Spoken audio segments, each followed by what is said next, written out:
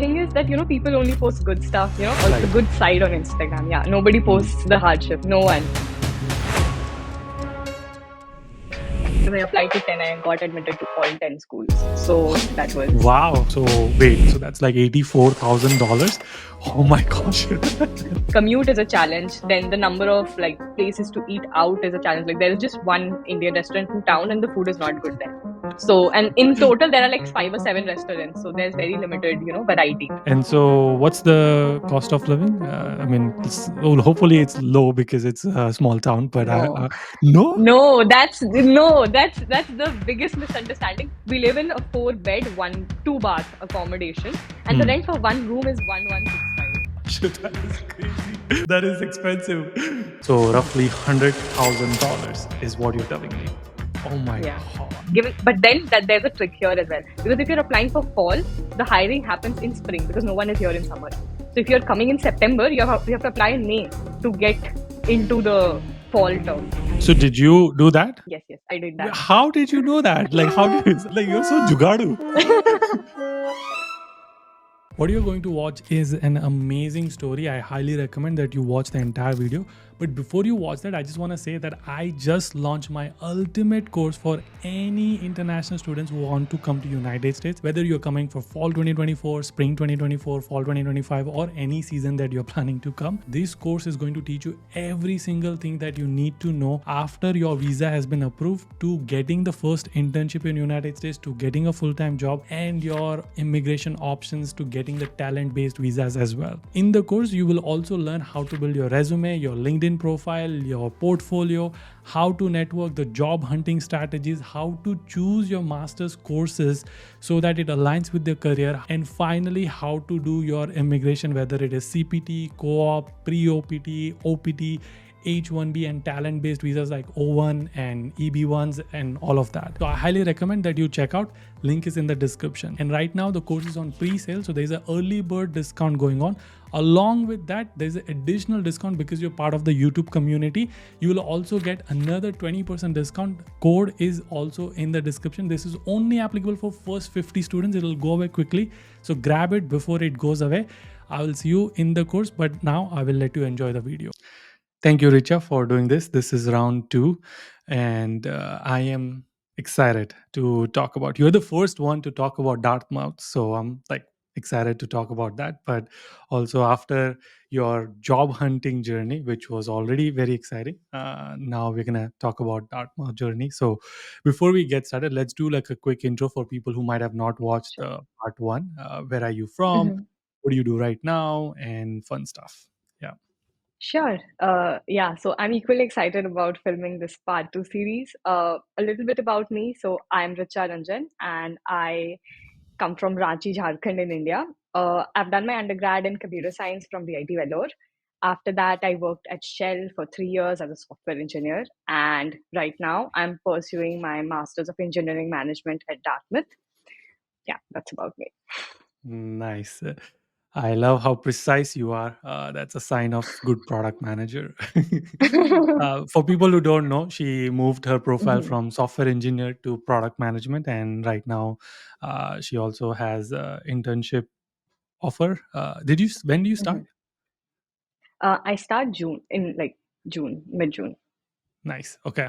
So yeah. So if you want, you should go check out that one. But let's start. Like you were working, 3 years in Shell, good company. Mhm, Well, at least outside it looks like a good company, and it's a software engineer role. mhm. You decided that okay, I should do masters. Why did you decide that? Yeah. So the thing is that while I was doing my undergrad, I was pretty sure that I, wanted to just work. I never had the idea that I'll do masters. But I think VIT is like a factory for sending people to US. A lot of people come to US from VIT, and I think it Hmm. was the COVID times, and after COVID ended, like the lockdown ended, I saw like a lot of people fly abroad for doing masters in something or the other. And then you look at Instagram and you see the glam life and all of that. So that actually like got me curious about, like that got me thinking about what would life be if, I even I moved to US for doing masters. And I think while I was also working, I was sure that I wanted to kind of pivot into a management role. So that there were like two paths: either like stay at a company, change a company, and then like wait for a couple of years to get there, or like do a masters and then like that's like a fast pass of getting there. So I think a Hmm. combination of both things kind of and that aligned at that time, and that got me motivated to just think about pursuing a masters abroad.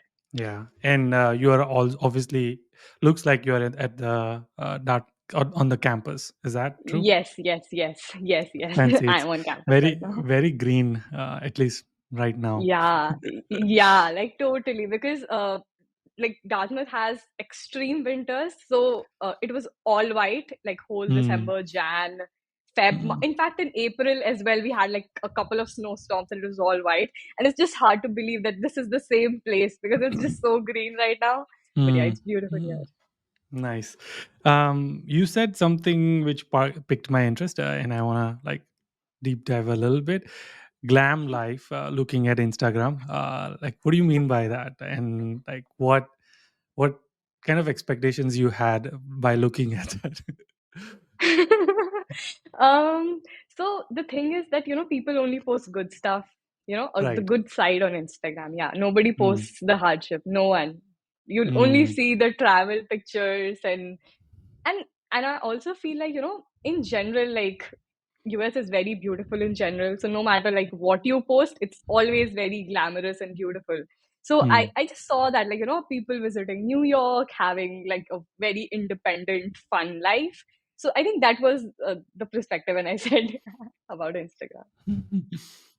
So obviously you saw that the glam life, and you're Mhm. like, "Ooh, this looks like so fancy," and I'm like, it piqued my interest. And now you've been in United States for more than a year or so, Almost a year. uh, Yeah. almost a year. And so, what is reality like? Is it all glam? And if it is not, like, what kind of things you like? You mentioned like nobody shows the reality, and Yeah. what Yeah. is that? What is that reality? Yeah. So yeah, again, I think I'll just stick to the part where I said that, only the Instagram is glam. It is Right. not Yeah. Yeah. glam Of on the course. back end. Yes. No, when I'm talking about even my life, because when I post stuff on Instagram, I also post the glam stuff. I don't post the hardships behind it. Right. It's Yeah. so yeah, that's the reality. But the thing is that, when you come here, you are like all by yourself.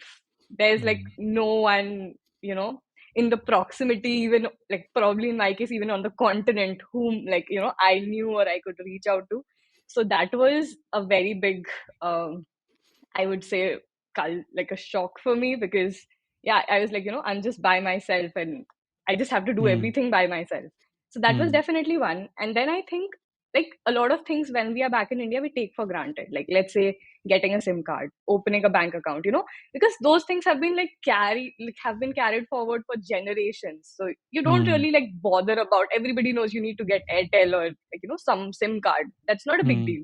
But mm, once you come here, everything is new and you don't mm, know anything about anything.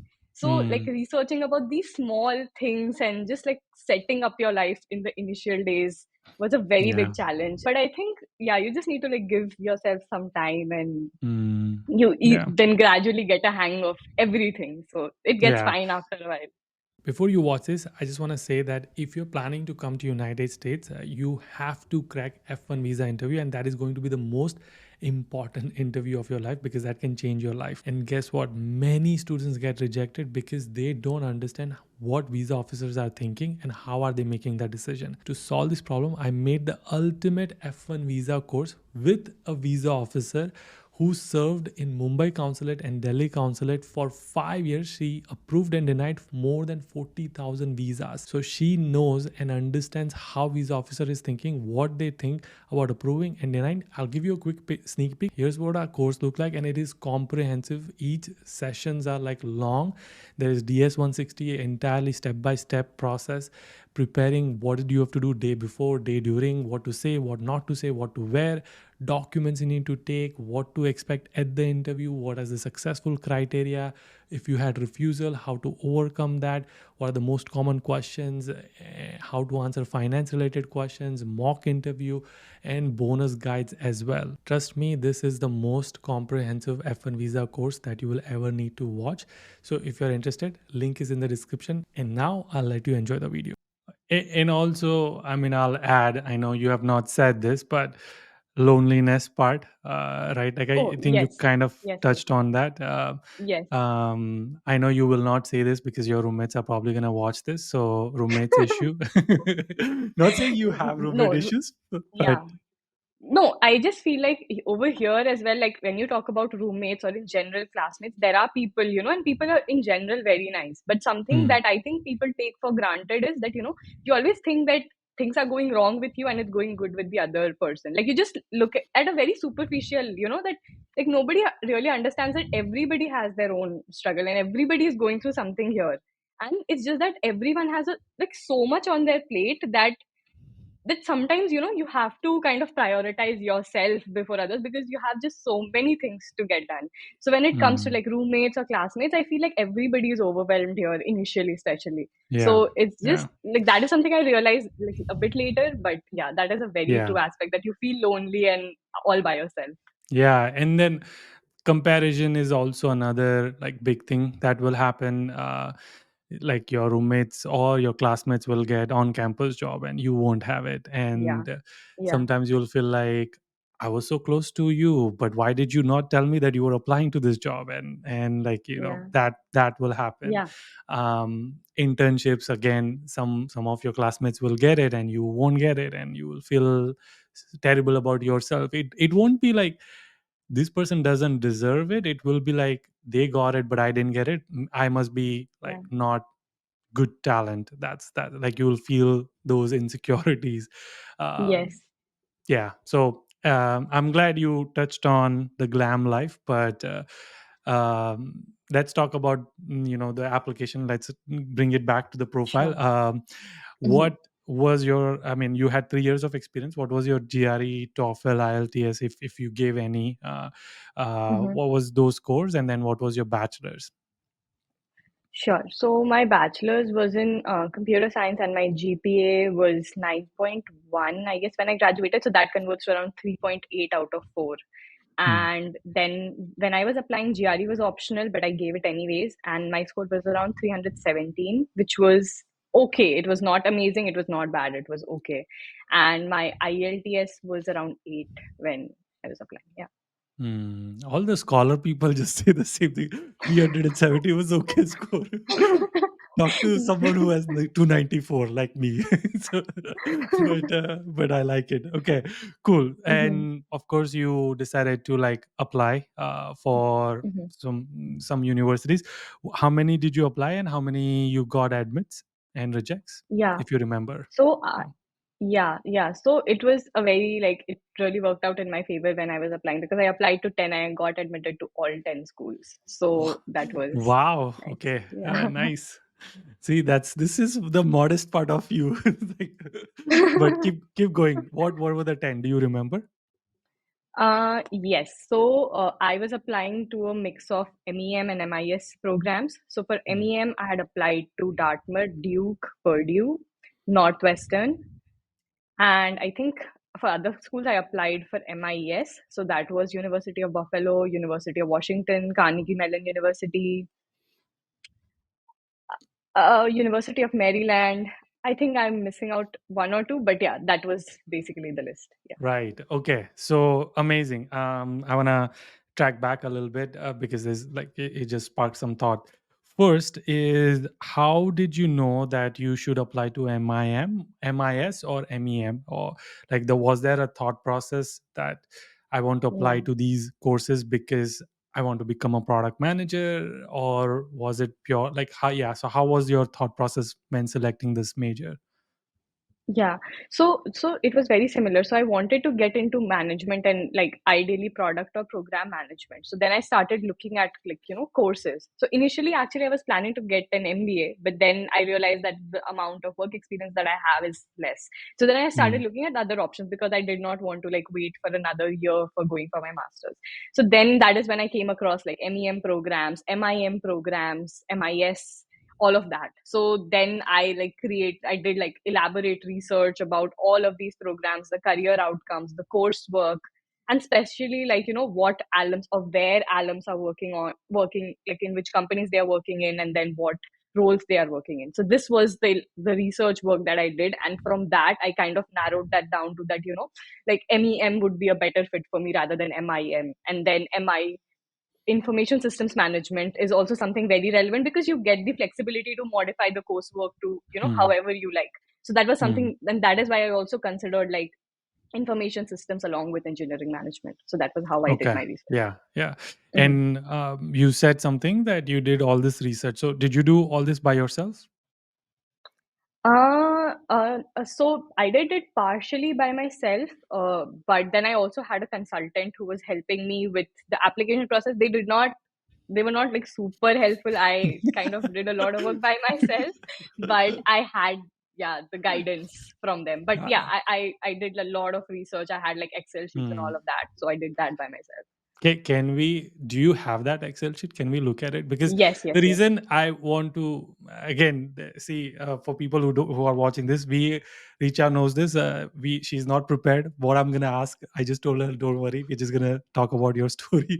So I'm going to throw her off by asking some random things and like Glam life. We didn't talk about this. So the reason I want to like get into the spreadsheet is because I think that is the part which a lot of people misses out on doing this hardcore research, because I can already see you kind of went through the people's profile, you understood, okay, this is the path I also want to take, so that's why I want to go to Duke, or that's why I want to do this, or so Mhm. it can, if you can just walk through your Sure, process, that will be amazing. sure. Nice. Is my Hmm. screen up?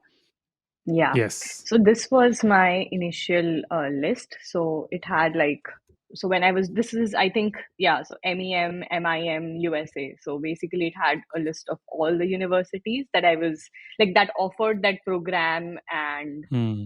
so yeah, this was, I think, the first like Wow, the you're raw like Excel so. that I created.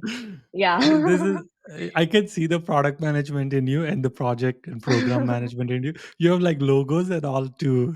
That is. Oh yeah, this is so when I was doing the research, I came across this MEMC, which is like a bunch of schools that come in collaboration and offer the MEM, and like these are all good schools that offer the MEM program. So I just Hmm. added that initially because I was like, oh, I found something new today. So that Right, was right, it. right. Okay. So And with and this, like so from the step by step, you first decided I want to do masters, then you decided I want to be in the management field, not Mhm, hardcore computer science, product or mhm, program. Then you're like, okay, MBA is not for me, MEM or MIS is for me. Then you mhm. figure out like these are some of the universities. So now you Yeah, are like writing down which universities offer MEM, and so this is where yeah. you are like creating this for your research. Yes. Okay. Yes. So while I was doing this research, I basically like had like defined few parameters. So definitely like, location, is it a STEM program, duration, their average GRE, average age, salary, fees, job prospects, scholarship. Like these were the parameters on which I was like evaluating Ooh, all of these things. salary. How did you So get salary? I think a lot of schools have their average graduating salary on their websites. Like I was Okay, able to find it for a lot of schools. Yeah. got So it. that was also one parameter. So this was a list that I created for MEM, and then similarly I created one for MIS. So that was another, but the parameters were same. So Right. I did a And lot of research. Yeah. sorry, and then you also have average age. Is this the average age of the students? Yes, the average age of students. It's also mentioned on like a lot of school pages. So Got it. Okay. yeah. And then page link is, I'm assuming, the actual course link. The mhm. Right. Yes. And then keep going on the left. Can you scroll left? Or sorry, like Yeah. this way. right? Okay, yeah. Sorry. And then additional requirement. What is that? Additional requirement, like some require WES, so that was additional requirement. Or then for some, like if you attend an info session, you get the application fee waiver. So that was Hmm. something. Like Duke had its own GPA calculator using which, you need to calculate your score using this and then provide that to them. Hmm. So these were like the miscellaneous things that you need to give to those schools apart from like the basic LORs and SOPs. So yeah, Nice. that was just like a note. Mhm. Okay, so then you came across, you did this research, then you had to finalize 10 universities. How did you Yeah. narrow it down to 10? So yeah, this is my finalized list. So then, like as everyone says, I categorized it into dream, competitive, and safe. So while I Hmm. was doing that, I basically like, there are some programs which were like super easy to kind of like, I knew that I'll be definitely applying to them, like Duke, Purdue, Dartmouth, CMU, Hmm. all of those. So Hmm. it was an easy, yeah, like, it was an easy selection for that. The Hmm. difficult part was, where should I categorize that? Should I categorize them as dream, or should I, because it's like super hard to say, and I understand the anxiety when you're applying, that Hmm. you just want to get admitted to, like, let's say a couple of schools. Hmm. So it was, yeah, that was, I think, the difficult part, because from this list, it was like pretty clear based on like where the people or the alums were working, and then the salary, and then the tuition aspect was also something that I was considering. So these were like two or three primary parameters using which I narrowed down the school. And then I used the GRE score and the student profile of the current students to kind of see where I fit in. And based on that, I created this finalized Wait, list wait. of So you yeah. said you, based on the current student, as in the seniors, your seniors, you Mhm, figured out where mhm. you fit in. So that means you reached out to them. I reached out to some, and then first, I like while I was going through profiles, a couple of people also mentioned like things like their GRE score and all of that on their LinkedIn profile. Hmm. So that also gave me a sense of what kind of people are Hmm. studying at that school. And given that GRE was optional at that time, I was also confused of how much weightage should I give to my GRE score. So yeah, that is when I think like talking to the seniors really helped, because then they were like, focus more on SOP and LOR. GRE will not play a major role. So yeah, that was how I evaluated. One more question before we go to like Mhm, why did you pick Dartmouth out of this? mhm, Is mhm. So you had these universities, and then you said found people. I'm assuming you went on LinkedIn to find these people. Yes, yes. Okay. Okay. So you would shortlist, so you would go and filter it by these schools, and then you are Mhm. literally going through profile by profile. Or is there a different magical way to see that, hey, here are the people who are actual student, but you're like actually going through and stalking them? Yeah. Not stalking, Yes. but like user Yes. research, market User research. research, correct. Yes. Yeah. Yes. Okay. And so Mhm. then you're doing that, you're trying to understand when they started the masters. Can you like open someone's profile, random, like imagine if you were Uh-huh. to go, just pick a Uh-huh. university, maybe Dartmouth or CMU or someone. How would you, like, what kind of Sure. things you would look in that for your data points? Sure. Sure. I can do that. So is my LinkedIn visible now? Yes, it is, yeah. Okay. So I would just, let's say, like, let's just choose like Duke MEM, and once you go there, you just filter out people. So this gives you a list of people who are currently studying there. So Interesting. now, yeah, so I'll just like open someone's profile. So once I'm at the profile, then I would just go through the qualifications of the, so I can see like, okay, this person graduated in 2021, and then he went to college, let's say in 2020. Okay, so then he did not do his, he did Mm. not work. So he has no work experience, and he applied there without work experience. So then where did he intern? So he interned here. And then like a couple of people also have things like, sorry, a couple of people also have things like certification, and Mm. I don't, so some people also put their score somewhere, like I think, yeah, honors and awards, like basically trying to judge the quality of the cohort. So basically, like, let's say if someone has a lot of honors and awards, so this means that, they would have accomplished a lot of publications. Hmm. So I think, yeah, overall, like, just getting a sense of what they have done in the past, and that is something that I And then leveraged you would also, to I'm kind of, assuming, look yeah. at if they are working right now or not, and if Exactly. Yes. they And are if like, if they are yeah. working, then in which role are they working? For how many years did they work? And then, yes, definitely that was something. This is, I think, like a different profile. Like, we can also go through another one if that helps. I'm not sure, but I'll just open like another profile. Yeah. Share this tab. So again, I just opened another person's profile. So this person, let's say, like, graduated in 2016 in instrumentation and control engineering, and then they went for masters in 2021. So they have like work experience. So then, what did they do? So they worked as a software engineer. So yeah, there were things like this I used to check Hmm. primarily in the profiles of people, and if anything like stood out to me in their profile, then I would like reach out to them and just ask like those specific questions to them. Nice. Okay. And let's go back to the spreadsheet then. Hmm.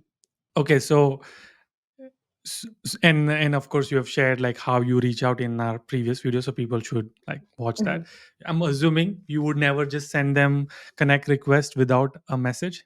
Is that true about you? Yes, that is true. Yes, always put a Yeah. message. Yeah, you would say something as simple as like, hey, I'm thinking of going to Duke. I would love to chat and understand more about your journey slash program. I'm assuming something Mhm. like that, and then Yes, they would something respond. very similar to that. Yes, like Right. just basically giving them a reason of why I want to connect with them, so that, yeah, Hmm. they are also more, inclined towards accepting that, and then further like having a Hmm. conversation. Hmm. And so let's say someone said like, oh yeah, absolutely, I would love to help, and then would Mhm. you like get on a call? Would you just chat? Like, what kind of things would you try to understand from them? So in general, like, I always try to get on a call because it's just easier to, ask all the questions that you have. And like, if in case like you have follow-up questions as well, you get a lot of like, you get a better perspective.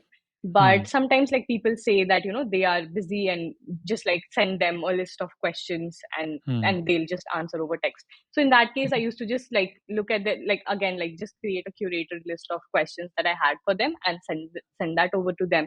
Otherwise, I would generally always I was always more inclined towards asking for a coffee chat rather than like, yeah, just getting things Hmm. done over text. Right. Okay. And so this obviously took a lot of time, right? Because you are Hmm.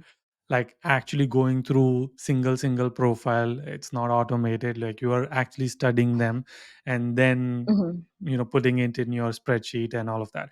So for people who Hmm. wants to go in fall 2025, this would be the prime time to finish their exams, and then kind of, because we are in June ish, Yes. and then do these hardcore research, and then like October to December, September to December, whenever the early application starts, start doing that. Yes. Because I'm assuming, knowing you and the amount of research you're doing, you're also looking for like fee waivers and all of that, because you're like, oh, if Yes. I just attend this session I get a free waiver, like why not, like let's just do it. Exactly. Yes. um Yes. right. Okay, cool. So that's good. Now you had these many universities, you finalized 10 of them based on all of your Hmm. research. You Hmm. did 5 MIS, 5 MEM, you got 10 sorry, go ahead. Uh-huh. Yes, I kind of did. I'm not, I think, yeah, that was kind of the split, like 4 or 5 MEM and then 4 or 5 MIS. Yeah, that was the Hmm. split. Nice. And so now you had to pick obviously one of them Mhm. to like move forward. So you got 10 admits. Why did you Yeah. pick Dartmouth? Yeah, so this was like my final. This is like crazy, but this was my final comparison. So, yeah, so this was the list. So after I got my admits, I just wanted to do MIS from either like University of Washington or CMU. So that was one. And then for MEM, I like chose Duke, Northwestern, Purdue, and Dartmouth. So these were like the universities between which I was like very confused.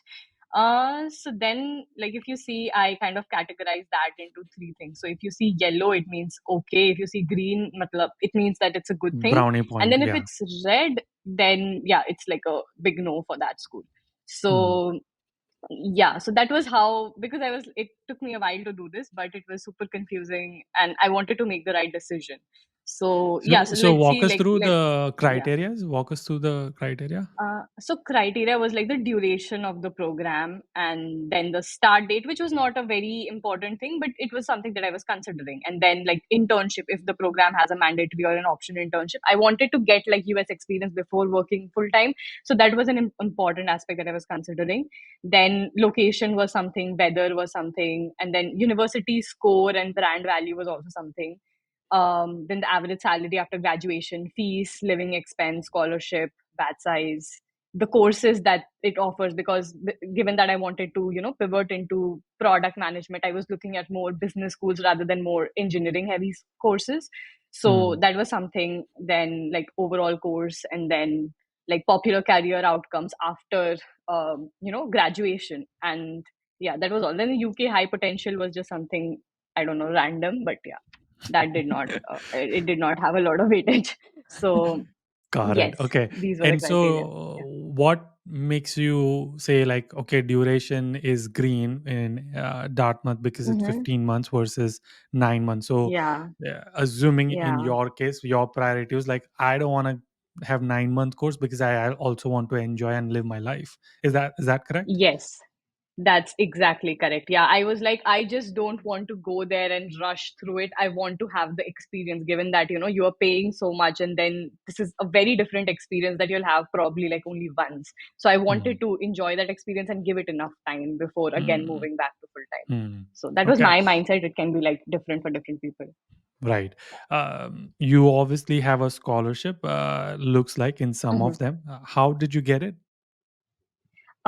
So I think the scholarship process also varies from school to school. So, like, let's say for, I think, University of Washington, it was like you had to submit an essay for that. Whereas in case of Carnegie Mellon, it was totally based on your application. There was Hmm. no separate process. I think you could just like show your interest that you are interested in getting a scholarship, but then yeah, that was it. And in case of Dartmouth, it was totally different. So here, there is no scholarship with the application, but then there is a need based scholarship. So you just have to like fill in a separate application along with your main application stating your financial condition, and then they kind of grant scholarship based, depending on if they the kind of requirements that you have. Interesting. Okay, so I want to deep dive in this. So you applied, Mhm. you get an admit, and then Mhm. you do the need-based scholarship, or is it while you are applying you also do that? Yeah. So that's a bet that you have to take. Yeah. So you do it while you're applying. So with your application, you also submit your financial requirement, Hmm. the other application. Yes. Because Okay. even when I was applying, I was like, and that has a different fee. So I was like, I don't know if I'll even get an admit. So is it worth, applying for the Oh, so you scholarship? have to pay like So a separate fee for a yes, need. yes. Okay. For getting a scholarship. Yes. That is That is funny. thing. So Yes. and so how did you find out that they have this need-based scholarship? Is it just on their website? So it is on their website, but I think like I was also in touch with few friends. Hmm. So that is how I came across. Like, yeah, I knew that this is something, and it's like getting chances of Indians getting it is like higher. So that was why like my friends kind of convinced me that it will be worth the fee. So that is why I Hmm. decided to just go ahead And and so the submit that application application. is simply writing why your why you need this scholarship. No, it is actually very elaborate. So it will ask you about your parents' income, then the property that you own, your parents own, all of that. Like, like how much funds do they have in mutual funds? Like it's very, very, very detailed. So Hmm. like all kinds of income. And then towards the end, there is a small essay saying that, if there's anything else that you would like to mention that too. Hmm.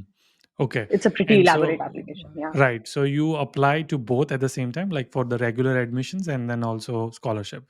And then Yes. you get admit with the scholarship, or you just get the admit saying like, and then scholarship is like a separate thing that you get. Yeah. So in the admit letter, they do mention that, this is the fee, this is the scholarship that we are awarding, this is something that you'll have to pay. So it comes with the admit letter. Got it. Okay, nice. Cool. We'll get to the fees part in a minute, but I also want to Mhm. touch on. Back to the spreadsheet where you had the most green points on Dartmouth. Is that kind of Yeah. the final thing that, okay, looks like based on my Yes. comparison, that's kind of what I'm leaning towards. Yes, yes, more or less, yes. Yeah. And for And Dartmouth, like then, my personal reason of choosing Dartmouth was because I saw a lot of people working in the roles that I wanted to work in. So that mm, was like a no-brainer for me, given that the location was not great and it's like in the middle of nowhere and all of that. But then I was like, I still see a lot of people working in software product management from here as compared to any other school. So that mm. was what that primarily got me inclined towards this. Amazing. I Mhm. know this will happen right after this. The podcast will go live. People are going to ask for this mind blowing resource that you have. Would you be kind enough to share it, or people have Yeah, to yeah. figure it out? Okay. Okay. Cool. Yeah, yeah, sure. I Um, can share that with you. Yeah. Okay, cool. So then we'll put it in the description so people can go and get it. Hmm. Nice. Sure. You're so sweet. Thank you so much again. So, of course, you had 10 admits, which means there was something amazing about the way you did the applications. SOP, LORs, whatever essays, whatever you need to do to get the admit. Um, let's start with SOP because I know people get hung up on just GRE score, and that's not the right metric, and that's not the only thing Yes. they look Yeah. at. There is so much more, and Hmm. SOP is probably the most important thing. So, how did you? Oh, actually, let's talk about just Dartmouth for a second. What is the Hmm. requirement? Like, is it SOP, LORs, and your application? Is that it?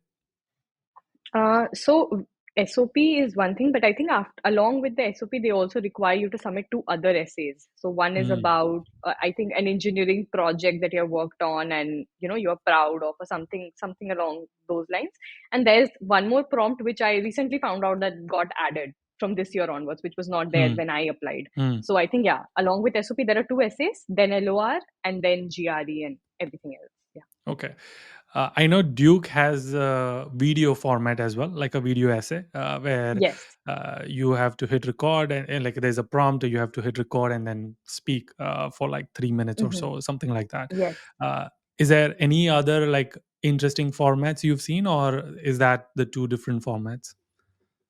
No, so video was the only thing that even I came across. But Dartmouth, like after the SOPs, there is an in-person interview with Ooh, like Professor okay. Stephen Manuel were here. That is like a 30-minute long interview, and they ask you behavioral questions in that. Hmm. So yeah, that is another step. Okay, interesting. So let's talk Mhm. through how did you frame SOP and did you have like a Mhm. separate ones for each university? I'm assuming you did because you had to modify it. But like how did you structure the SOP? Like, Okay, so then like I knew that I was going for MEM at Dartmouth. So now I was thinking of what are the relevant things that I've done in my hmm, undergrad and my current work experience, or what are the interesting stories that I have from my life that, connect to this broader vision. And not everything was something that I mentioned in my SOP, but like those were like 5, 10 different experiences and stories that I just like wrote down on like a document to get started with. So hmm, once I had that document in front of me, then I started thinking, which are the better stories to mention, because in your SOP I feel like it should always start with your intent. So basically, like, with a storytelling why you are passionate about that, and then from there I spoke about my undergrad experience, then I spoke about my internship experience, then my full-time experience. After that, I spoke about my short term goals and long term goals, and how this program will help me achieve my short term and long term goals. And then why specifically that program was my last paragraph. So that was how I structured my entire SOP. So now that like I had like mentioned 5 different stories from my undergrad that I felt was relevant, then I had to decide like, which one and then why. And also I think while I was like writing everything down, something that really helped me was everything should align to one story. So for me, my story was that, I worked at Shell, I saw that, and while I was working at Shell, it went through like a restructuring, because of which, because they were transitioning from, like, let's say, coal to natural, resources, natural gas and all of that, and because of which a lot of people got laid off in the coal sector, so Mm, who were working in the non-renewable mm, energy sector. So I mm, think that was something that I leveraged as a story, that, I want to become a PM, and my long-term vision is that I kind of want to help people who are losing their jobs in the non-renewable energy sector. So that is mm, how I kind of linked everything. So mm, I had like a broader story in mind, and then I found out every relevant experience, let's say from my undergrad, from my work experience, so that everything ties back to that one cohesive story. And then mm, Dartmouth, I think, also offers, I think, something in sustainability. I don't exactly remember what, but then that is how I also linked that you offer this, and therefore, like, I think this is perfect for me. So yeah, that is mm, how I went about writing my mm. SOP. Nice. Okay. So you mentioned 6 or 7 paragraphs. First is high level vision, which is Yes. like, your intent behind it. Then Hmm. undergrad, then internships, if you have any, then Yes. work experience, and Yes. then short term goal, long term goal, and why Dartmouth is going to be able to help Yes. you get those goals. And then a Yes. thank you note.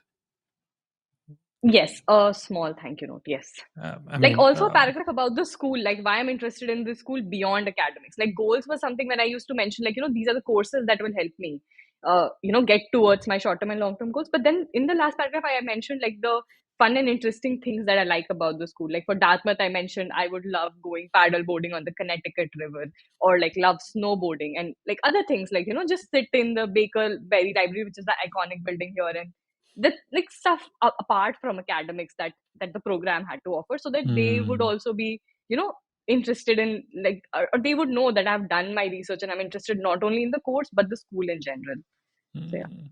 Nice. Talk about, I'm not going to ask you to share your SOP, but maybe I'll tell you to send it to me after the after the because Sure. I'm just curious to see.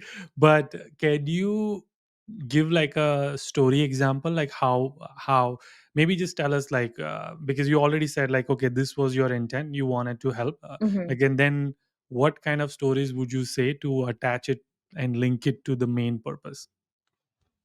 Okay. So in this case, I think my broader vision was that, and then after that, I kind of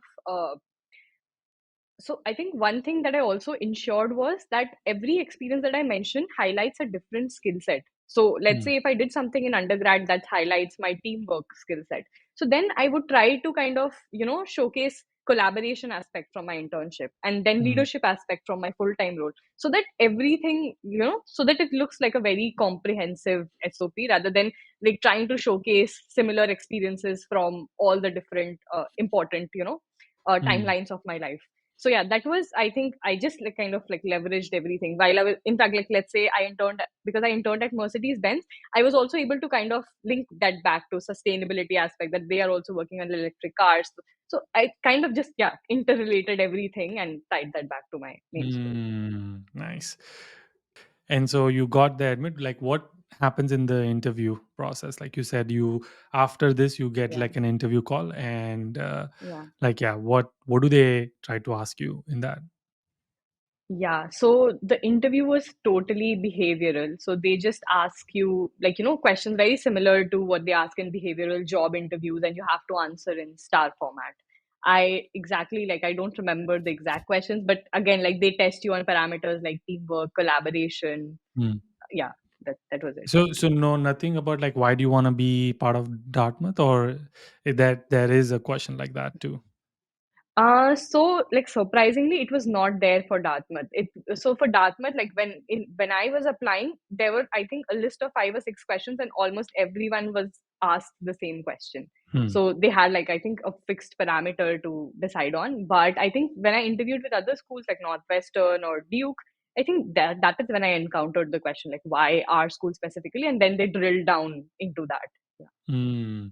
Okay, so Northwestern and Duke also have like interview process. Yes. Ooh, Yes. Yes. okay. Yes. Nice. Okay. Cool. So, of course, you are like Dartmouth, fixed, done. I'm going to, yeah, I need my I-20. Now comes the F1 visa interview. Uh, uh, how was the visa interview? Was it pretty much like, oh, welcome Dartmouth, like here's your visa, or did they try to grill you?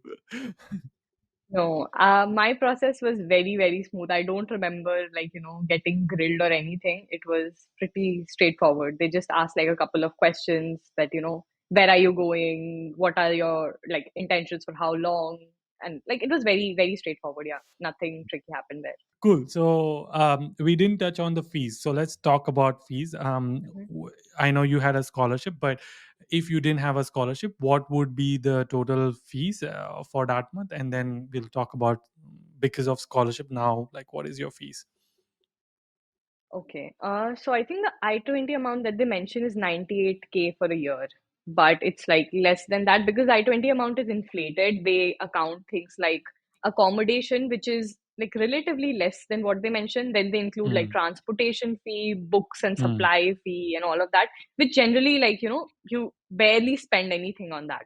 So, so overall, yes. So that was the I-20 amount, but then we ended up paying a lot less.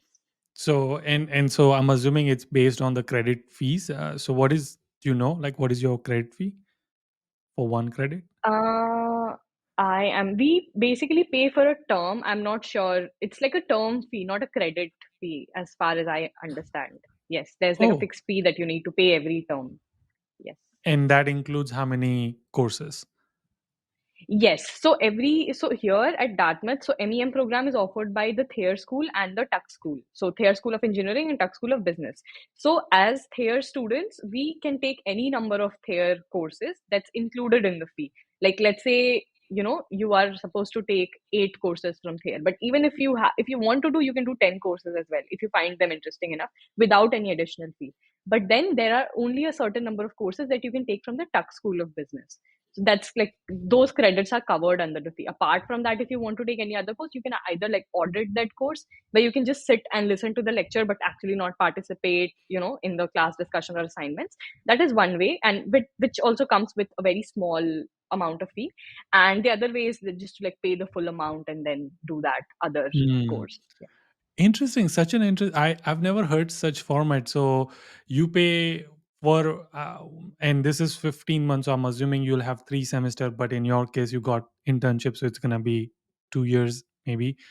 Um, No. So Dartmouth works on the term system. So there was fall term, winter term, spring term, and now we'll have the summer internship and then fall term. So everything is included within those 15 months. And there okay. are So and five how terms long is the basically. term?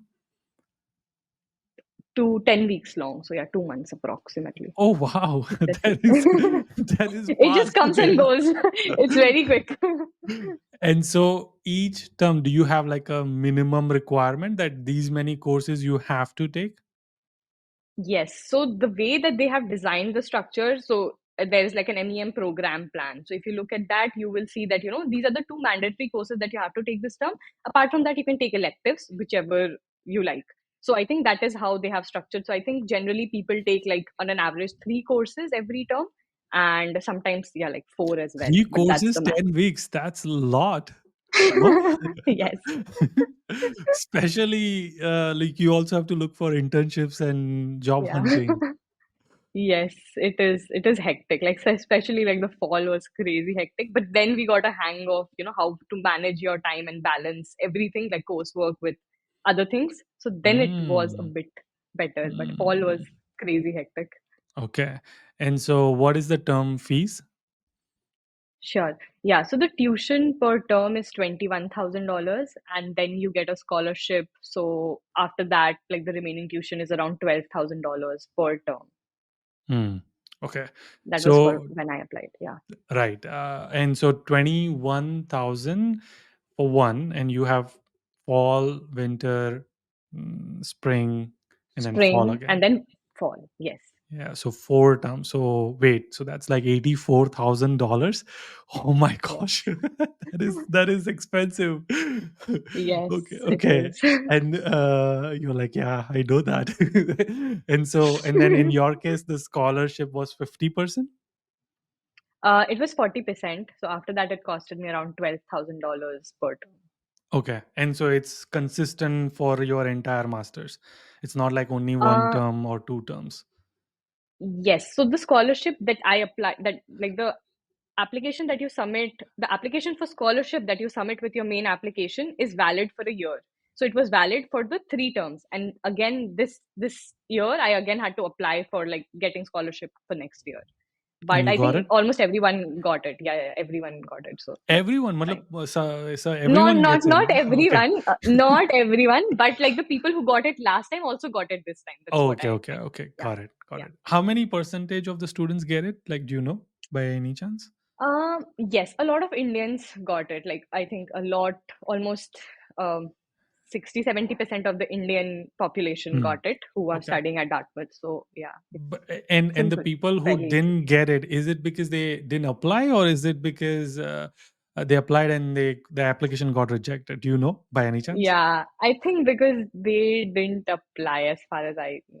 I I'm not could, sure. I mean, I wouldn't know this, so I would be in that category too. So, okay, Yeah. uh, okay, and so 60 to 70% got it, and everyone Hmm. is gonna get it. Okay, cool.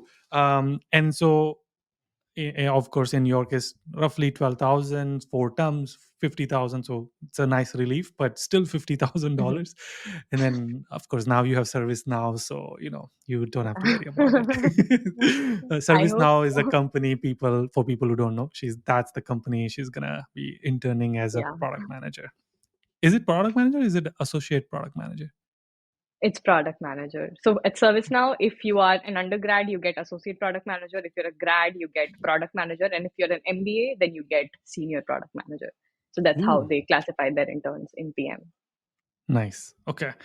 Cool. So, now that we are finalized the cost, I know you talked about the courses. So 4 terms, Mhm. you have to take some electives, some core courses. Like, how is the program structure, and what courses are you taking? Like, you're like, oh, these are some important courses that I want to take, and because XYZ reason. Go ahead. Okay. So there are basically like, 3 focus areas in which you can, like 3 tracks that if you want, you can design for yourself. So one is data analytics, one is product management, and then the other one is entrepreneurship. And this Mhm. is the program plan. So if you look at it, fall first year, you have to take like statistics, marketing, technology assessment, and professional skills. But then for the winter term, there are like you can take 2 electives and then one core course, and that's similar for spring term as well. And then you have internship, and then there is strategy and org behavior. So the ones in green are the core courses, and the others are electives. And And if you just so, scroll down, yeah, I have a just quick. like just give me a Oh, minute. go ahead. Go Yeah. ahead. Go So ahead. Yeah. before, yeah, and also like if since they have like 3 tracks, they also kind of help you design your tracks. So if you are interested in data analytics, they also tell you like these are some of the courses that gets offered in the winter or Mm. spring. And similarly for product management as well, there is a track. So you can like use this to visualize what are the courses that you will take and how your term will look like. And you obviously, I'm assuming, took product management. Yes, product management track. Yes, yes, Yeah. yes. Ooh, the next one is gonna be product design and development. Is looks very interesting course. Yes, yes. Yeah. But I love these courses. I think they are like interesting courses. Marketing. They teach you marketing. How was that course? Did you take it? I mean, you have to take it. I Yes. mean, yeah. Yes, yes. It was an amazing course. Like they talk about, so that's the reason. Like after looking at the curriculum and everything, I was like, this is something that aligns with software product management that I want to get into. So the marketing course was amazing because it teaches you the basics of what a product manager needs to do. That is segment, target, and positioning.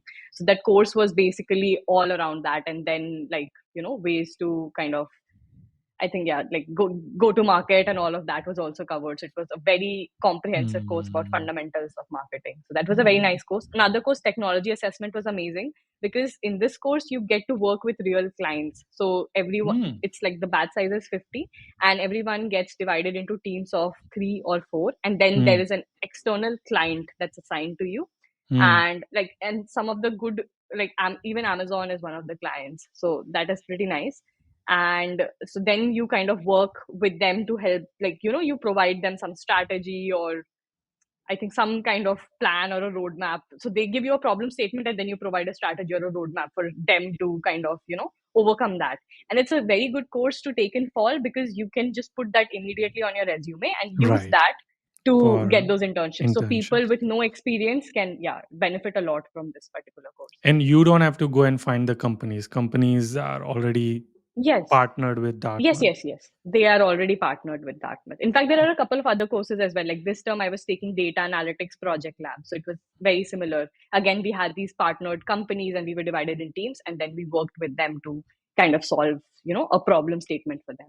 That So is that's so like cool. good I love internship. that. Yeah, Yeah. yeah, What yeah, yeah. did you take accounting and finance yet or no? Yes. Yeah, I just took it this term. I did not enjoy that course a lot, but yeah. Yeah, of course, of course. That's why I was asking. I was like, interesting. That's I was surprised that it's there, and it's like, oh wow. Yeah. And so, what happens if people don't get internship? So if people don't get internship, they have a couple of options here. So like you can like either work with a professor and do some research work with them. So you can find a mentor for yourself in the area you are interested in and just work with them over summer, and that will also be considered as an internship. So that is one option. The second option is so there are few people here who are also interested in entrepreneurship and have their own startup ideas. So then Hmm. they can get funding from a lot of sources on campus. There is Magnuson Center of Entrepreneurship, and I think there are a couple of other organizations as well that fund these startups. So you just go pitch Wow. your idea and then like get funded for your startup company and then work on that startup over the summer. You definitely have to get approval for that, like from the program coordinators, but that is also some people like that is also a path that people take. Hmm. And the third option is so there is this one second. I think I forgot that Conrady's. Yes. So there is this another Conrady's fellowship thing that that is also kind of within MEM program only, and that is to nurture entrepreneurs within the MEM program. So you kind of talk about a problem statement, like you choose your own problem statement and solution, and then Hmm. present that to a panel. So let's say you are a startup founder. So you just imagine that as being like you're pitching your startup idea Yeah, to, yeah. Like a Shark a Tank. bunch of people to like a Shark Tank. Yes, Hmm. exactly. So that's how it is. And then a few teams get selected. And the teams that get selected can also pursue that over the summer and they get paid for that as well. Hmm. So these are a couple of options if you do not get an internship. So basically, everyone will have something, either a professional internship or some startup, some projects during the summer. Yes, Ooh. yes, yes. Like it is a mandatory thing. So you have to do that because it has credits, so Towards your you masters, definitely have to right? do Yeah. an yes, yes, yes. Got it. Oh, wow. That is cool. After watching this, I know Dartmouth applications are going to go high. So, Dartmouth, if you're watching and would like to send me some paychecks and give some to Richa as well. So, cool.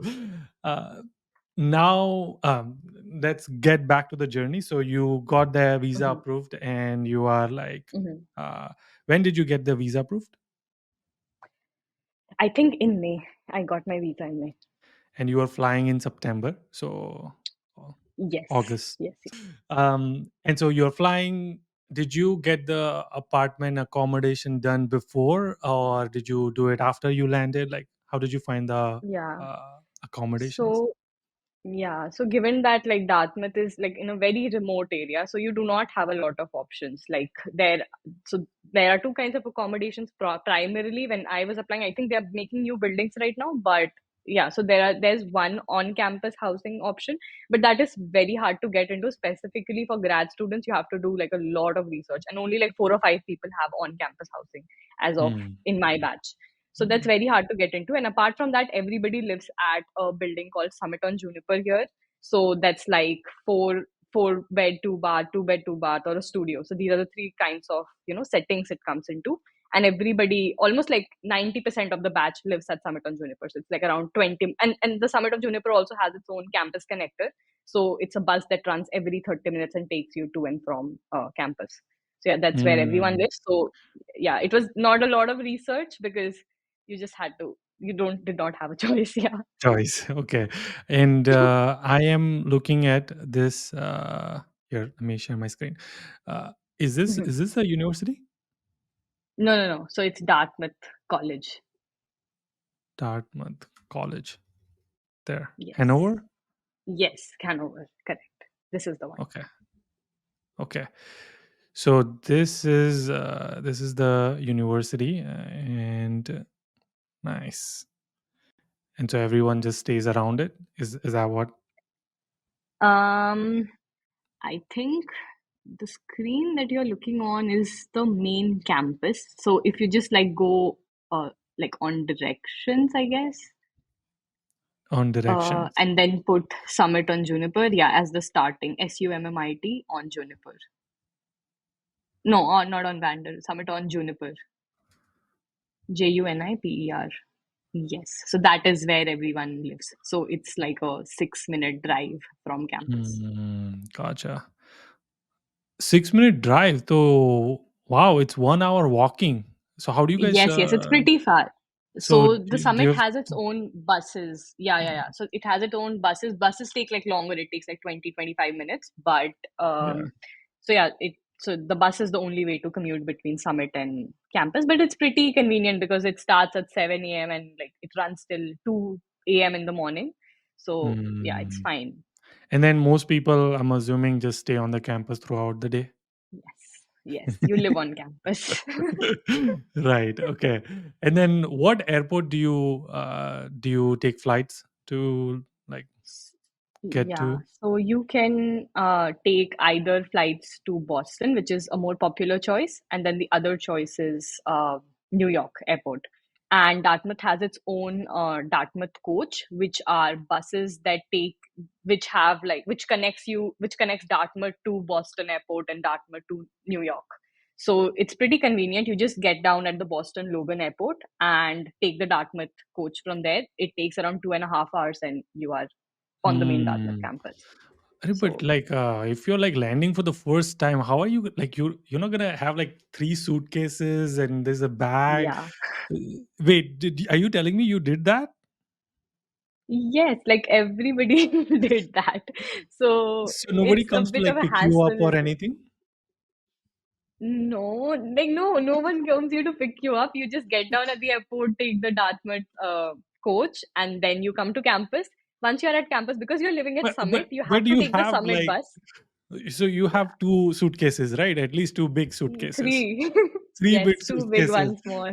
And then you have two, yeah, like a backpack and then another carry on. Yeah, So yeah, you are yeah. taking all of this from airport. You will probably have a trolley.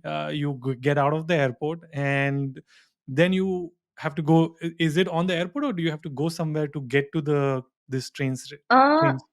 no. So the Dartmouth it's like a bus. So it comes almost on Terminal E of the Boston Logan Airport. So there's like a bus stop there. So you can just like now it's super convenient because I've done that 5 times. But at first time I was like, where do I go? In which direction? I really did not know that. Okay. So yeah, you just get So on is the you bus taking the and trolley and you're going till that coach, till that yes, terminally, and yes, then the yes, doors will open. You will just go into yes. that. So you get to keep the trolley or no? No, so it's like a bus. So you just like there'll be a person who's like driving the bus. So he'll help you get the luggage in the bus, and then you board the bus, and yeah, comes to Hanover. The biggest challenge is after you come to Hanover because after you come here, given that you're living at Summit on Juniper, you really don't know like where the bus comes, where is the Summit on Juniper bus. It's like a hassle. And I came at night around like 8 p.m. So Wait. yeah. I'm gonna pull up this because I this is so Yeah. fascinating, and we are so spoiled at Chico and Bay Area because Oh. someone just comes to pick us up on the airport in Oh the my car, God. and then we just What? go. Oh Right. my God, that is luxury. That's why I was Okay, I did shocked. not know that. Yeah. Okay, here we go. Here is the map. And then you said Hanover there. Yes. So somewhere around that, there's still Yes. 8 minutes of driving. So Yeah. Hanover, New Hampshire. Okay. And so roughly around here, the bus, you will get down from the bus and then pick Yeah. a, like, Uber? Are you good? What do you do after this? There is no Uber in Hanover. There is What? no other mode of transport. Yes, it is like very remote. So you just have you just have like the advanced transit, which is the local town bus option, and then you have Campus Connector, which is Summit on Juniper's bus, which takes you only to and from to Summit, and there are like 5 6 stops in the middle. So it's very restricted. Initial like 2 months, like I think my fall and winter term was just college to Summit, Summit to college. That was the only place where I went. Now, like there are a couple of options, like you can take zip car and get a driving license, drive around. Now Mm. that we have figured out a bit, that is also an option. But yeah, once you Mm. come, you're totally like rely on the bus for commute. Wow. So, okay. So you are telling me from airport, someone will pick up your luggage, they'll put it in the bus, then you get down. They will also help you to get down, Yeah, get your stuff out. yeah, Then yeah, you have to yeah. wait for these local buses, which looks like right Yes. here, and either So blue or then blue the red. biggest challenge for me was like, where is this bus stop? Because I had no idea. And I was asking a couple of students. I got on around 8 p.m. at night. And then I was asking, where is this bus stop? And for some reason, even those people did not know. And I was just surprised, how do they not know that? But then, like, we were all walking in a different direction. And then, But like, I had how are this you odd. walking? Like how I'm just so So confused. Like no, so you, someone just huh, like told me that the bus stop is in that direction. So I just started walking. Like maybe I'll figure out. I'll get walking with मतलब all the 3-3 luggage in suitcase my के साथ. hand. Yes, yes. Like what other option do you have? So yeah, that happened.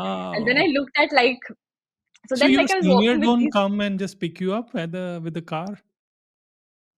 So if you come, I think at late night when the summit bus stops, then I think there was an Excel which was shared, where you could enter and people would come and pick you up. But if you're coming at normal hours, you can Hmm. just like use the bus generally.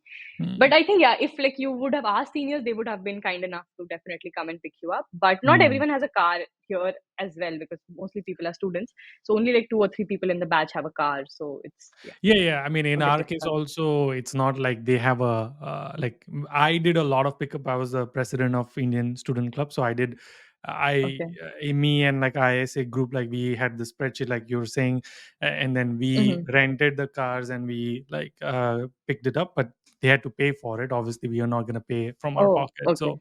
But they Okay. were like, okay, it's gonna cost us this much money. Like we would do Zipcar or like a Enterprise or Hmm. something like that, and Yeah. you Yeah. just say Yeah. like, okay, it's going to cost you $150 because we had to get the big van kind of car because Yeah. luggage is everyone is So bringing many three people. Yeah. bags.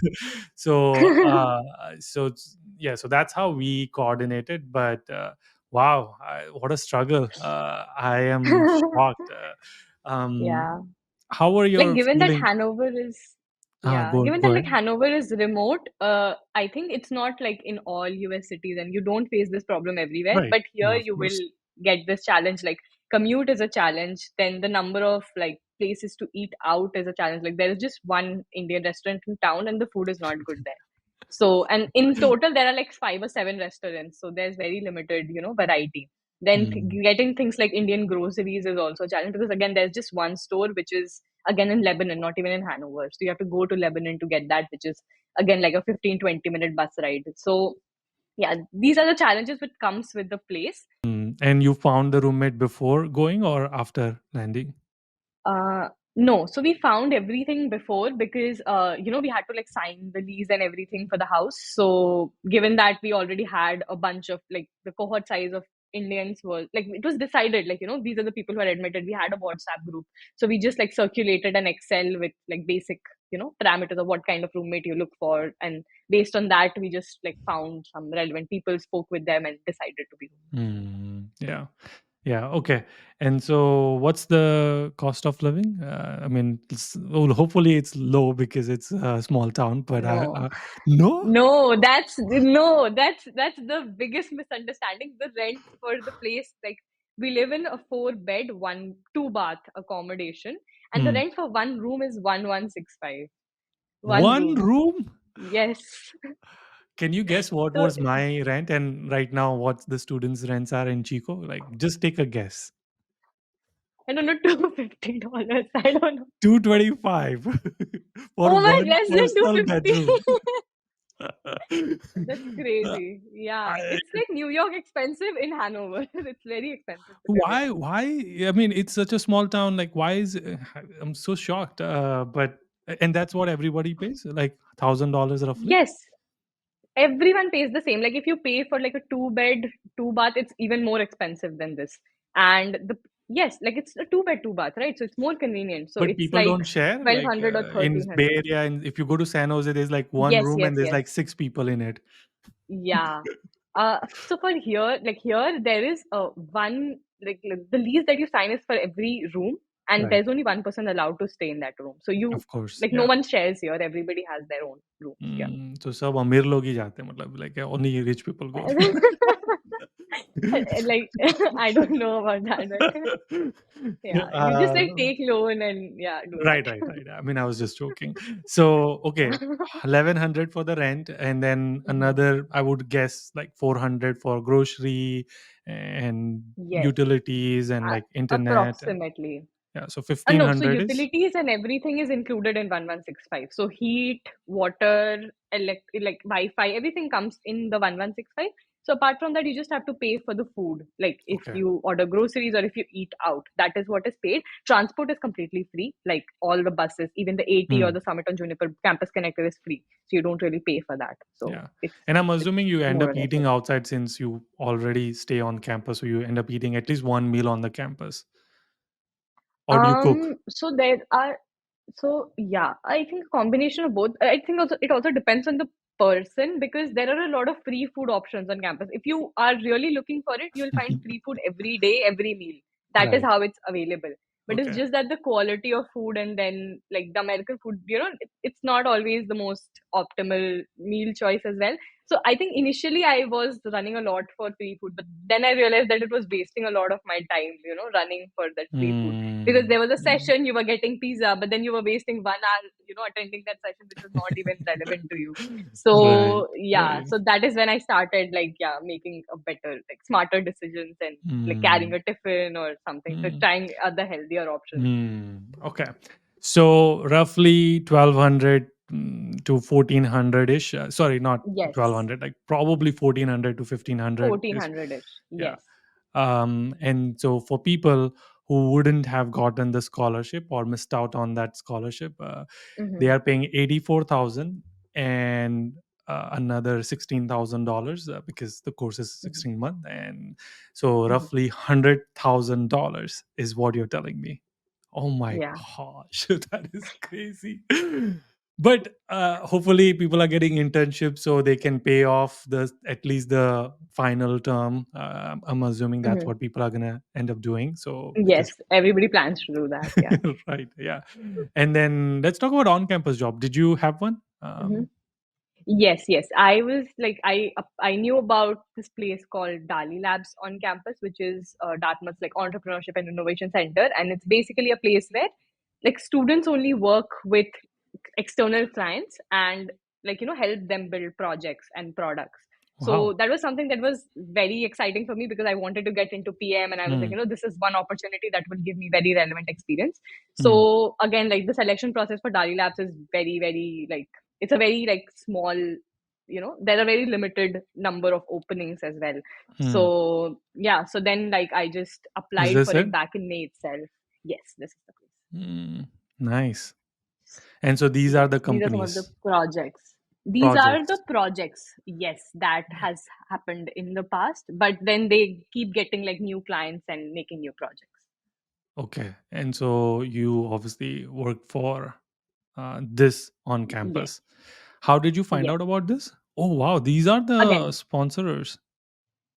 yes, yes. It's actually pretty, it's an amazing space to work for. And then you also get an opportunity to interact with the undergrad community because a lot of undergrads work here and very few grad students work here. So you get to interact with undergrads which are like super smart people. So it's an amazing place to work for. Like if you're coming to a Dartmouth, I think this is an Oh my experience you should not gosh. miss out on. Look at And that. also, I think the Hmm. best part of this is the space. Like the space Dali Labs is just so amazing. You get like the best coffee, free snacks all the time, and like there are amazing couches to hang out on. So that's my on-campus home. I just cannot like praise this place enough. I love this place. Okay, cool. It looks amazing. I don't know if Yeah. people were look at this. They are already hiring for design, and so if they are like if someone is wanting to come and they're coming right now and watch this video for Hmm. some reason and stay around for like hour 20 minutes, if they're still watching, they could like, hey Richa, I am really interested in design. I saw that they are hiring for it. Can you refer me? Hmm. And Yeah. is it most likely they're gonna get it because referral works the best, or how is the process? Um. Yeah, so like I have like worked there for like 3 terms now. So I was also involved in the hiring process. So I know how the back end works now. Hmm. So first of all, like you have to submit your application. The hiring happens at the beginning of every term. So given, but then that there's a trick here as well, because if you're applying for fall, the hiring happens in spring because no one is here in summer. So if you're coming in September, you have to apply in May to get into the fall term. So So I did you applied. do that? Yes, I did that. How did you know that? Like, how did you, how Yeah. did you, like, you're so Like I just jugadu. had friends. Yeah, so I had like I saw again like I saw seniors profile, like people were working there, and then I Ah. did the research and I found out that this is an interesting place to work in. So you just Hmm. submit like a couple of essays, and then once you get past that round, there's an interview, and after that interview, you kind of get selected. It's a very competitive process. Like they just have like Hmm. 10 or 12 PMs, and yeah, it's competitive to get into PM roles specifically. Got it. Okay. So someone like semester before, like there's a catch, they apply, and Mhm. then there's no referral process. Like if someone saw like you're working, can they just reach out to Yes. you? Yes, you can submit a referral along with your application. Like they can Hmm. reach out to me and I can write them a referral. Yes. And I think that does add value, but like I think primarily more than the referral, your application. So they kind of like score the applications. So your score will matter first. And once that is scored, I think then the referral comes into the picture. And that is how you kind of, Oh, go through it. gotcha. Okay. So it's not like if I'm Richa's friend, I'll get the priority. No, I don't think that is how it. No, that is not how it works. Okay, so you, in your case, you obviously knew about this because you are like Yeah, Jugadu and you're like research heavy. So you found out and then you applied, yeah. and they interviewed you during May itself. Yes, it was a virtual interview for me. And I also got a referral from one of the seniors who was working here. So, yeah, that was Mm, also there. okay, and so they interviewed you for a product manager position Yes, project manager, but then the role is a mix of product and project in project. management. So, Okay. yeah, Wow, that is so cool. Like you get this yes, position on campus, and so yes, obviously you landed with a job in hand. So you were just like, okay, I'm gonna start working yes, as a project manager. Did yes. you and so what's the salary range for this type of Uh-huh. positions? So yeah, that's the tricky part at Dartmouth. So if you work as a TA or if you work at the Dali Labs where I do, so you get paid around like let's say from 16.25 to 18 or $19. That is the range, and that kind of increases every term like by $1. So that is how it works. But if you work at let's say the dining facilities here, the pay is crazy. Like you get $30 an hour if you work at the night shift. What? So yeah. So yeah, it's different, but I think also the experience matters a lot because the Yeah, kind of yeah, of projects that course. I got to Yeah. add on my resume using like this work experience was, I think, like valuable for me in my job search and everything.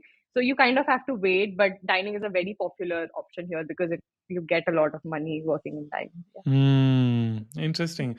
And so TARA, do they get tuition fees waived off or no? It's just the Yeah. stipend. It's just a stipend, yeah. Okay, got it. Nice. And so you obviously had this position and you used it heavily in your resume, and Yes, yes. yeah, so it helped you build and nice. Okay, so what's the campus life like? Is it? Do you like it? The camp, I like the campus life overall because it's like even though this place is in the middle of nowhere, there is always something happening. You'll not like Hmm. get bored on Hmm. campus. So there are a lot of like, I think even like overall, like every school have their own events, and then there is the student body which has its own events.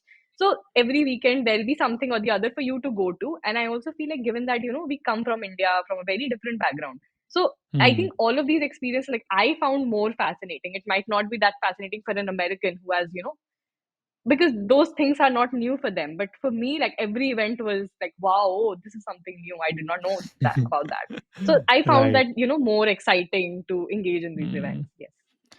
That drone shot was amazing. I wish I can, like, let me see if I can refresh it. So that is, this whole Yes. buildings are the part of campus. Yes. Yes. Yes. Yes. Nice. Okay. So And this is exactly where I'm sitting. Like if you look back, that's the Tuck School of Business right there. So nice. yeah. That is cool. I love it. Yeah. So of course you enjoy the campus life. What's the weather like? Is it super cold, super hot? I mean, I know it's cold because it's New Hampshire, but Yeah. Yeah. So given that I've like been here for like three terms now, so you get to experience every like season at its peak. So when it was mm, fall, you could like literally see the orange, red, leaves, because Hampshire is the place for fall foliage and everything. So it was super beautiful then. Then it started snowing, and then we had crazy snowstorms, and those were pretty days too, because that was again very interesting to just walk in a snowstorm, and it's just beautiful when it snows. So that was again a mm, very different, interesting weather. And then comes spring, which is now. So, the flowers and everything is there. So in India, I feel like the seasons do not have these like, very drastic changes. It's like summer, summer, summer, winter, yeah. winter, winter. It's If more if like you are that. But like here, in Mumbai, yeah, then like there's everything summer. is just yeah. So Yes, but right. here, like I got to experience every season in its full peak, like 2 months of fall, 2 months of spring, and you feel that more, because after winter, when everything is white, you suddenly start seeing grass and flowers, and it feels very, Mm. very different. What about So summer? you just, Is yeah, it be hot prepared. or no? I don't think it ever gets very hot here. It never Hmm. gets very hot. Your body gets used to it, is something I would rather say. Like you don't feel cold. Like when I came here, like 10 degrees was also cold for me. Now 10 degrees is normal for me. Hmm. Celsius. Hmm. Hmm. So yeah, your body Hmm. adjusts to it. So you don't feel yeah, super cold Hmm. after a while. Hmm. Love it. I know it's like way more than like what I scheduled this for, but I love all your experiences and all your story. Is there anything you would do differently in your journey, like, or like learn lessons that you've learned? Like, you know what? If I get chance to go back in time, this is how I would have done things differently. Yeah. So I think one thing that I learned over these past few months was to create a balance, because when you're applying for jobs and doing your assignments and everything, you always, like, I was someone who used to always find reasons to skip the other events that was happening on campus. Like, I used to like think, that is interesting to go to, but then when the time comes, I was like, I don't have time. I won't be Hmm. able to attend it. Hmm. But Hmm. then, like, after a couple of, like I had a few friends who kind of told me that you need to kind of prioritize having fun as well. And that is when, like, I really started enjoying that, because I kind of started experiencing these new things, new activities, meeting new people. So I would say one thing that I've learned is create a balance and schedule time for fun, whether it be 2 hours a week, but do something interesting that week, because you're not only here to get a job and to study, you're here to get an experience. So Hmm. creating that balance was Hmm. something that really helped me, Hmm. overall, And because that was a good part of the week, and then there was the all of the other yeah, hard work. yeah, So yeah. yeah. Walk us through like what will be a week in a life of a Indian or international students in at Dartmouth. Like just what does it look like? Like what yeah, what does your schedule Sure. look like? So I would say mostly, let me just talk about the fall, because that is the first term and everybody's curious to know how that looks like. Hmm. Hmm. So in fall, we used to have four classes.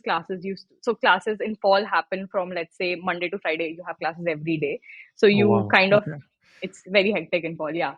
So you kind of take the campus connector, let's say at 8:30 in the morning, come to campus, attend classes, and then the time that you get between the classes, you are either doing your part-time job, or you are just like, hanging around with friends or applying for internships, like anything, or like attending an event on campus. So you basically spend the whole day doing that.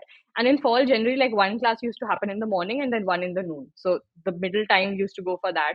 And then like you attend the class in the evening. And I generally used to have Dali after that. So I used to go to Dali Lab to do my part-time work.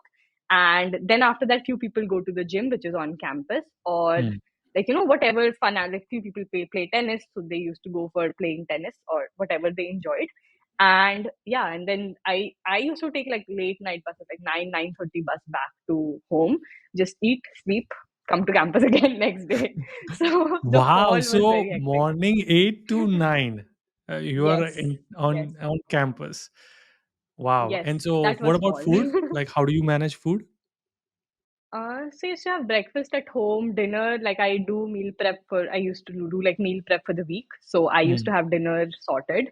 And for mm, lunch, I used to just carry like whatever bread, fruits, whatever, like yeah, for that week, mm, and just mm, have that for lunch. And luckily, I was in Dali, so I used to get like snacks and coffee free over there. So just have mm, that and survive. mm. And then So yeah, that was weekends how it is is. spending at home, or do you still come to campus? So yeah, weekends it kind of depends because there are always events happening on Friday, Saturday, and Sunday. So you kind of just choose what events you want to attend. So or like what interests you. So based on that, just like set some time apart for that. And then I think I used to prefer staying at home because I used to just spend like so much time on campus from Monday to Friday that I just wanted to like be in my bed on Saturday Yeah, and Sunday. right. So I used Yeah. to like, yeah, just be home, work, and then also like just do some fun things, relax for a bit. So yeah. Was there any like random culture shocks that you were like didn't expect that, oh my gosh, this is so different. Like these are some of the culture shocks you had.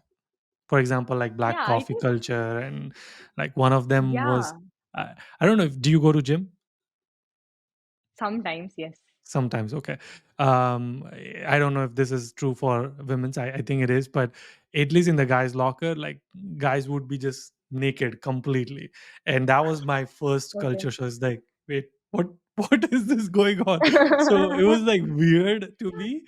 Uh, Yeah. so like any culture shocks for you? Like you were like, this is so different.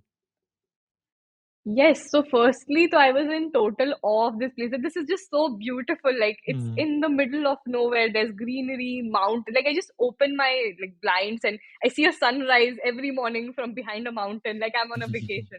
So I was just mm, in the awe of this place. That this is just so beautiful all around me. And then like I yeah, think because it's a small town, I felt like people are very polite, and like they just take out time. They're always in a very happy mood. Everybody will greet you and talk to you in a very nice way. When I went to Boston and New York, it's not similar. Everybody's in a rush and it's very different right, there. So in yeah. general, like yeah, people were really nice, and like the bus driver continuously like greets you, good morning, good night, hello, how are you doing, all of that. So that was very surprising for me. Like how do you find energy to talk so much for something that I was Right, for something right. that I used to think, but now I've like gotten gradually, yeah, used to it. And then definitely like food and everything was a big surprise. Like in these events that I mentioned, like salad was a major component of food, and I never ate salad. Like I don't even eat that now. So I Yeah. was like, what do I eat here? There is nothing Yeah, for and me to salad have. is so So yeah. different definition as well. In India, salad is like cucumber and Yes. tomatoes. Carrot and yes. Yeah, over here the salad is like lettuce. That is the Yes. salad. So right, Yeah, so yeah. all of that, I think everything was a very big shock, like in general Hmm. itself. Nice. Cool. Love it. Thank you so much for this amazing insight. I know it's I people should if they are still watching, I think they are your fan. I'm your fan. Thank you for your generosity Oh my and God. sharing so much Yeah. in depth. Any last words of wisdom for aspiring Dartmouth students who wants to come there, or students who wants to study abroad? Um, So I just felt like one thing is that, like, especially given that, I had work experience and a lot of my friends had work experience and they were all happy, like doing well in their careers. One major struggle for everyone was getting back to academics and then going through the same struggle, because everybody had that regret that, I was doing well. Why did I come here? Why am I going Mm, through this again? Hmm. So I would just say that before coming, like just don't go on the Instagram glam, because the way that I portrayed my week, that Instagram glam just happens on Saturday, but then Monday to Friday is not a glamorous life. So Mm. you just have to be aware of that and kind of, just prepare yourself for it and learn from the experiences and just take every day one day at a time and go through it. So I think everybody does that, so it's not very hard to get through, but just be mentally prepared for that before coming is something that, yeah, I would advise Mm. everyone. not Mm. not rely on the glam and come here thinking that it will be glamorous. Yeah. Mentally be prepared for this. Yeah. Yes. Yes. Yeah, Yes. love it. I love it. Again, thank you so much. Can't wait to do one more once you are like done with your internship and full time job and all of that, and once Yeah. I'm in the Dartmouth, hopefully in fall. Yeah. So Yeah. I'm looking forward to it. yes, yes. All right. Again, thank you so much. I can't wait to have you back until our next one. Keep smiling, keep hustling. Nice, cool.